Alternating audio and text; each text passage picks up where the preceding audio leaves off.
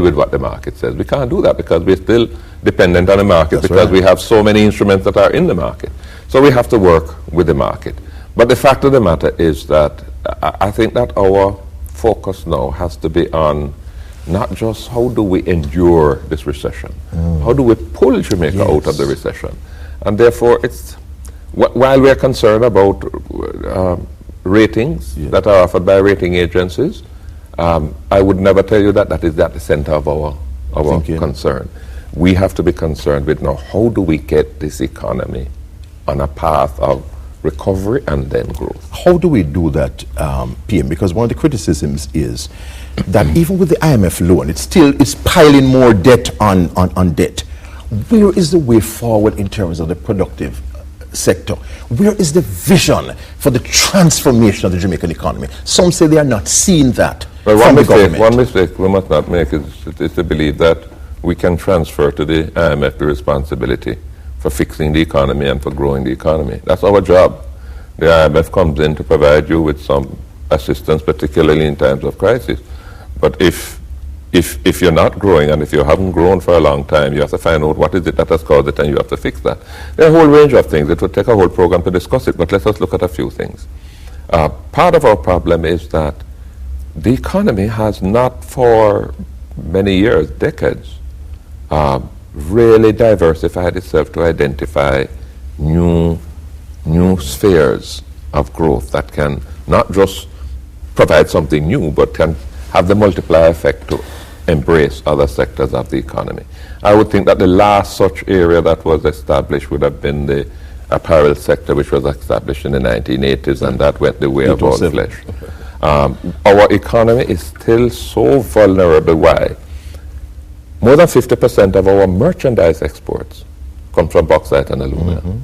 More than 70% of our service exports come from tourism. Yes. So you're locked in Lopsided there. Now, as bad as things have been, let us give thanks for blessings, because while we have been really plummeted in terms of bauxite, with 3 of our 4 refineries down, so you're talking about $1 billion a year that has virtually dropped out of the economy. Tourism has done well. I mean, we are up to the end of October, our stopover arrivals are up 4%. Our cruise ship arrivals are down significantly, 27%, I believe. But overall, we are still ahead of the game. Our earnings from tourism slightly down, between 1% and 2%. But compare us with, say, our major destinations, competing destinations. Cancun, Mexico, down 16%. You look at Dam Rep, down 5%. The only countries that are up are Cuba, which is up 3, Jamaica, which is up 4. No, I think Dam Rep was up 1. So that we have done well there, give thanks. But these are 2 industries on which we have been forced to depend so heavily. So one of the things that we are doing is looking to see now, how can we put some new pillars to this economy? How can we create some new legs? Carl Samuda is working hard because we see tremendous potential in Jamaica's geographic location being used to exploit its potential as a logistics center. He's in touch with investors, both here and abroad. We're looking at the creative industries because I don't think that we have fully appreciated what that can do. It won't come in terms of any big plant in this way that bauxite does, but a whole heap of little things that can be brought together, which when you aggregate them, can make a huge difference. We have to find new facilities to support the economic activity. We will return to that, PM. We just want to take another break. The Prime Minister continuing to deal with the questions that you have on the economy. We take a break, but we'll be right back.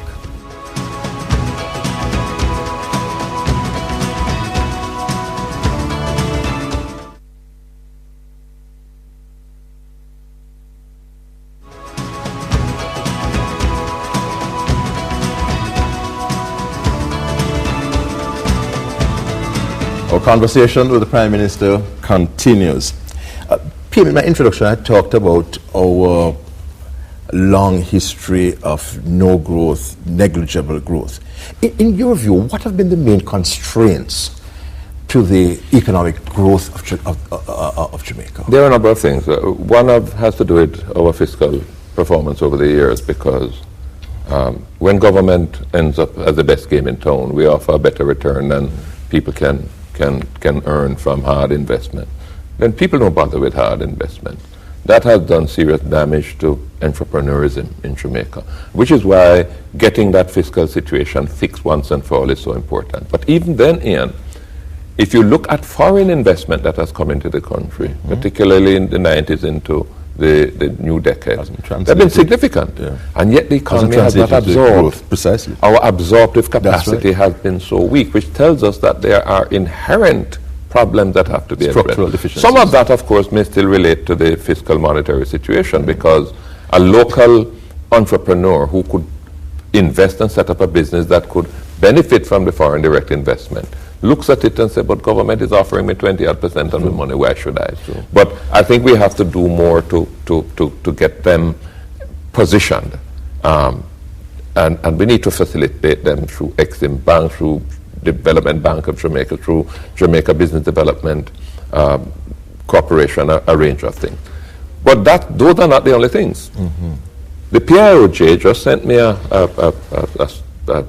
document recently where they have estimated that our declining labor productivity, well, in fairness, our declining productivity in general, accounts, in their view, to an annual loss of 1.7% of GDP. So that even in a year where you managed to do a 1.1%, if your productivity was up to scratch, you would be closer to 3. And then, of course, you know that there is also a measure of the loss of GDP due to crime and violence. So I mentioned these as 3 significant areas. We're trying to address them. I'm very impressed. I spent 3 hours down at the Ministry of Education 2 Fridays ago with Andrew Holness and his team. They walked me through the transformation program. I'm very impressed. I worry that we may not be able to pursue it as rapidly as we would like, again, because of the fiscal constraint. So again, we have to be creative. When Andrew speaks about public-private partnership, for example, in building schools, that's part of what we're trying to do, to say, now, look, can we think outside the box? Can we find some other ways to get these 20,000 additional spaces that he needs at the secondary level? Can we find the support to provide the expansion in infant schools that he wants to do, to ensure that we bring these kids in a sharp, strong, fast learning curve before they enter the formal system? Can we support him in terms of the remedial work that has to be done? He's not discarding anybody's child, but what he's saying is no point in putting you into grade X if you have not yet managed the earlier grades, unless we are prepared to provide some remedial support to enable you to catch up and to manage. A whole range of things. We're fighting the crime situation. There is no easy fix. We're providing as much resources as we can. There are new strategies that have to be developed. We have had to go to now redefine the crime bill, simply because the level of support that we require to pass 2 of the critical ones is not likely to be forthcoming. The Attorney General and her team are redesigning them in such a way that they are not going to be subject to a 2/3 approval. We have to do a range of things to tackle these issues. So our problems can't be fought and won purely on the basis of an IMF agreement. The IMF agreement is a kind of envelope. But beyond that, there are so many things that we have to do. And PM, you've really alluded to a critical issue, which is the importance of consensus building, the importance of building social capital. And your role as the leader of the country will have to be to coalesce the various forces. Is there a new thrust that you will build to reach out to the opposition, to reach out to the various interest Prime Minister, and to really mobilize this country around common goals? No, I'm glad you asked that question. And that consensus is so critical, because there's really nothing that government wants to do that government can by itself do. So many things depend on you said that in your acceptance speech in Yes. Now, In terms of the Partnership for Transformation, what is the name given to the social partnership? Taking too long. You know, we invited the opposition to join it. They have been there.